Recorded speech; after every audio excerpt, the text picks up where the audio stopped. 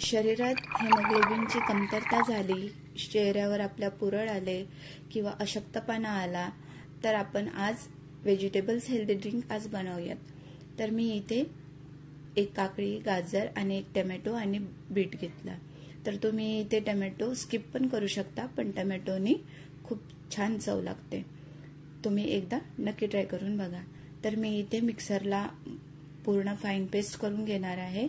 1 glass पाणी मी यामध्ये घातलेलं आहे आणि बघू शकता मी इथे बारीक करून पेशंट किंवा ज्यांच्या शरीरामध्ये रक्त कमी झाला असेल तर तुम्ही अगदी सकाळी उपाशापोटी हे ड्रिंक पिऊ शकता. तर मी इथे बारीक करून घेते आणि गाळणीने मी गाळून घेते. अशी मोठी गाळण नसेल तर तुम्ही छोट्या गाळणीने पण हे गाळू शकता. तर मी इथे पूर्णपणे काढून घेतलेला आहे. हा जो व्हेजिटेबलचा पेस्ट आहे तुम्ही याचा उपयोग करू शकता टाकून न देता. पावभाजी किंवा याचा गोड शिरा पण उत्तम लागतो. तर मी इथे सेंधव मीठ 1 चम्मच घातलेला आहे आणि फिरवून घेतलंय. तर तुम्ही इथे लिंबू पण पिळू शकता. माझ्याकडे लिंबू अवेलेबल नव्हता म्हणून मी यामध्ये लिंबू घातलेला नाही. तर हे हेल्दी व्हेजिटेबल्स ड्रिंक तयार झालेला आहे. तुम्हाला कसं वाटलं नक्की ट्राय करून बघा. हेल्दी व्हेजिटेबल्स ज्यूस तुम्हाला ही रेसिपी कशी वाटली कमेंटमध्ये नक्की सांगा.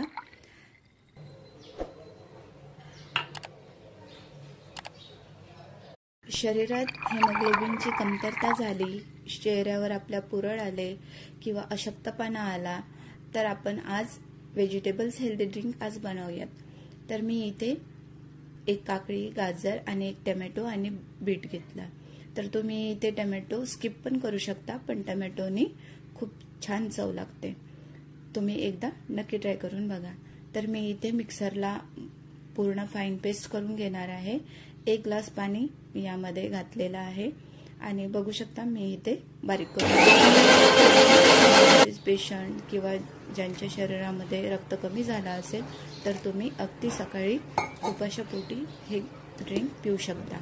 तर मी इथे बारीक करून घेते आणि गाळणीने मी गाळून घेते. अशी मोठी गाळण नसेल तर तुम्ही छोट्या गाळणीने पण हे गाळू शकता. तर मी इथे पूर्णपणे काढून घेतलेला आहे. हा जो व्हेजिटेबलचा पेस्ट आहे तुम्ही याचा उपयोग करू शकता टाकून न देता. पावभाजी किंवा याचा गोड शिरा पण उत्तम लागतो. तर मी इथे सेंधव मीठ 1 चम्मच घातलेला आहे आणि फिरवून घेतलंय. तर तुम्ही इथे लिंबू पण पिळू शकता. माझ्याकडे लिंबू अवेलेबल